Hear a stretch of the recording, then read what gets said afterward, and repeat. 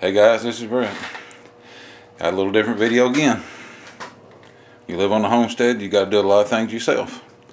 This is another part of the homestead. I'm changing a few things up. We're going to do a little wiring today. I've got a machine I got to get wired into my machine shop. Now this ain't a new machine to me. This is an old one to me. I've owned it for many years and I've had it put up in another building of mine. Had it working in another building years ago, and it's like an old man told me. I built a shop years ago right next to the house. Yeah, old man found out I was building one. He asked me, he said, how big a building are you building? I said, well, I'm going to build a 16 by 24 workshop. He said, sounds good. He said, what are you going to do in it? I said, well, I'm going to work on cars, trucks, whatever I need to. I got a big set of doors. I'm going to drive it in. He said, sounds good. He said, won't never happen. I said, why not? He said, anytime you build a building, he said, the size you need, he said, you need to at least double it, if not triple it. I was like, why? I was a young man. I was thinking to build my own building. He said, everybody will help you fill that building up. Nobody will help you clean it out. He said, you're going to need 3 times the size of that building if you're going to get a car in the next 6 months. He said, give it 6 months. He said, you won't get a car in it. I laughed, and with him, we cut up. It was less than a year you couldn't get a car in it. I've never been given so much stuff in my life. They said, oh, you got a building, won't you take this home with you? Here's you another project, won't you take this home and try this? My lathe got put in the back of the building. I used it for a few years, but it finally got where you couldn't get to it. Anybody's interested in the lathe, I'll do a video over this one because it's an oldie but a goodie, A Jet 1024P is a pretty fine machine for its age. But anyway, we're going to change the wiring. Get back to what I need to be doing. We wired this little building. This is where my plants are. They're over here. Had to use part of the machine shop for it. But we wired this building. What I call the man cave. It was for my son. Me and him started with just a bare, really a 1-car garage built back in the 50s. We rewired it, insulated it, coated the walls. He started painting, and he lost interest in this building and decided to move on somewhere else. So I looked at it and I thought, it'd make a good workshop. It's small, but it's like a good machine shop. I always wanted a separate building for my machines. So today we're going to wire this 220 volt machine into this breaker box, and it has a 110 receptacle right below the box. It's on its own circuit, or if they change it to 220. This was for the refrigerator we was going to set. We had a small refrigerator here. I know we should have showed it when we'd done all this. It hadn't been that long ago, but it was kind of like one of them things we just worked a little bit of time on, never really took time to film. My project today is to turn this 110 into a 220 and rework the breaker. I've got one slot left right below it, and everything works out right. This machine will be running when this video's over with.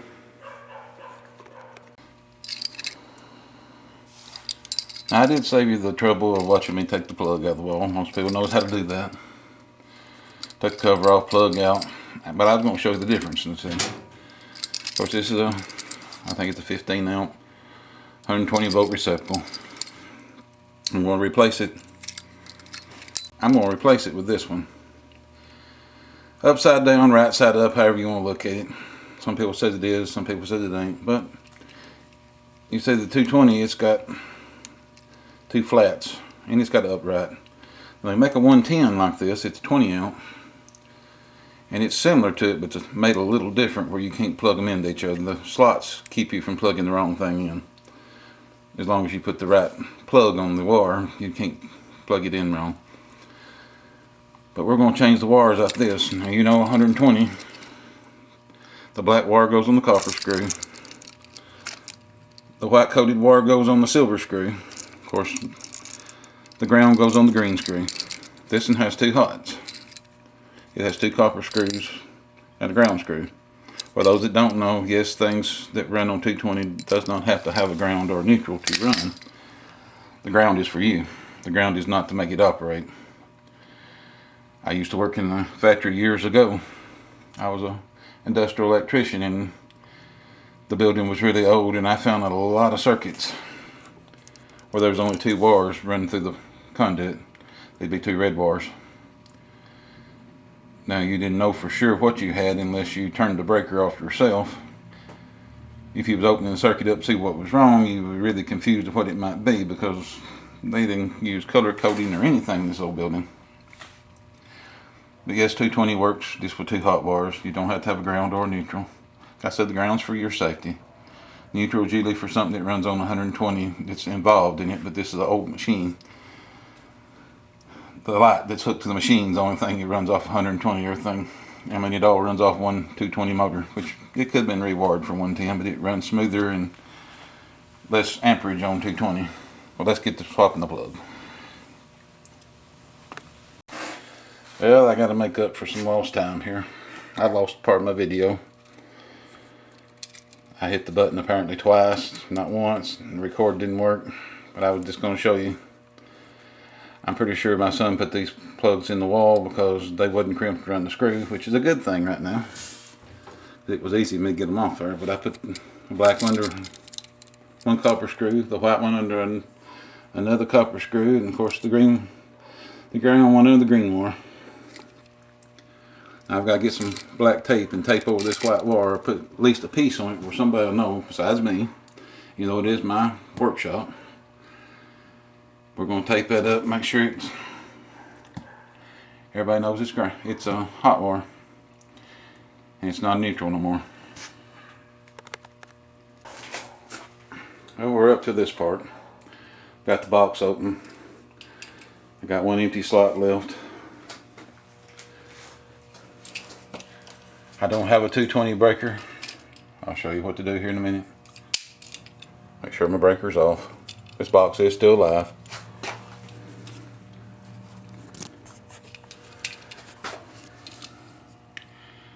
If you're not comfortable working on live electricity, cut it off.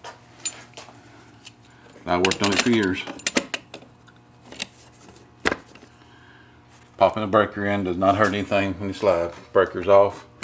The other one going to the machine is off. That was it. I'm going to take the white wire that we put on the plug. I'm going to put it on this breaker here. Then we're going to tie them 2 breakers together. I'll show you an easy way of doing it. If you ain't got nothing else to work with, because we're working on the Homestead. You don't always have access to a hardware store, which I don't today. Our little hometown hardware store is shut. It's closed today. This is Thanksgiving week. You know, they shut their doors for Thanksgiving. I had the breaker. I just thought I'd do it this way and I'd show you how to tie them together. But let me get this wire put in. I'm going to put this wire under here. I'm going to use a screwdriver. I don't use a cordless screw gun for everything, though I like to.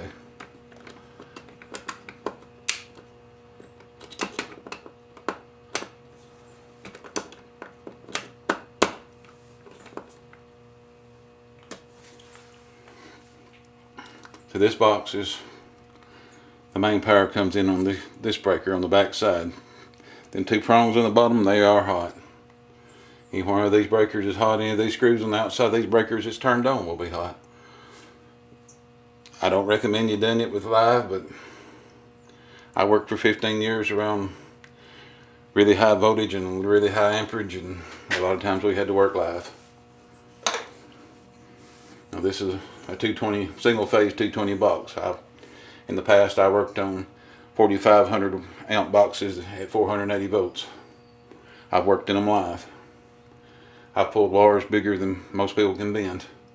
I was the big boy of the bunch, so I got to bend the wires. They give me a pipe wrench to bend them with, they're so large. But I was able to be on the ladder and bend and shape the wires where some of them couldn't. We're going to get some tape. We're going to tape this wire here and make sure it looks like it's a hot wire, and I'm going to tape the one at the plug, and we're gonna try this machine out. Now you can see I've got red tape on it. I went looking through my tape and I had more red than I did black, so I put a piece of red on it. Red is acceptable. You know, the main wires coming in is red and black on this. So somebody will know this is intended to be a hot wire. I probably put a little short piece on down, but I want to get the point across anyway on the camera. You can see I've got red on this one. So they know it's hot there too. It's important to mark it because somebody else comes by and works in this box. They're going to say, why is there a white wire under this breaker? It's going to get them to wondering. They'll know if they see tape. As far as everybody I ever worked with, they see tape, they know, especially red, blue, whatever colors you can get, blue, black, yellow. I've seen them all, but other than green, if it's got any tape on it other than green, I consider it a hot wire, and I'm a lot more careful around it. All we gotta do is put the boxes back together, and we're gonna turn the machine on and see how it runs. Well, I did forget one thing. I forgot to talk about locking these two together.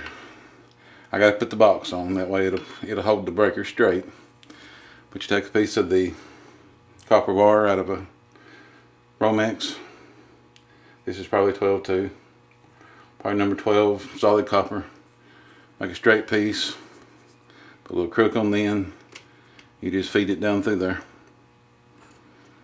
I gotta put the cover on first, but I'm gonna slide that into them holes. That's where them holes is there. That way you can lock them on if you can't get to the hardware store and get the proper breaker or the little proper plastic piece. That way if one of them cuts off, it most likely will trip the other one. But you'll know something's wrong that way.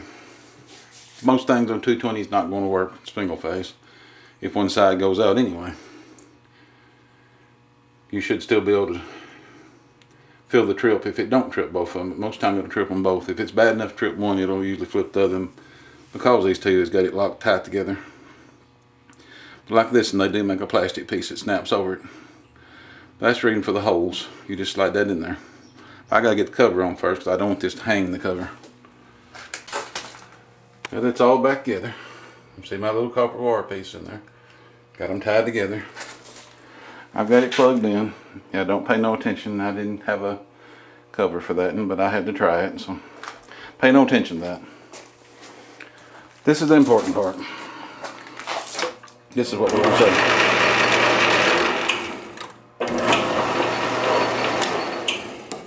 And it's completely grounded. It's safe. It's wire dried. Minus the cover. But we're not watching for that. It's tied all the way back to the box.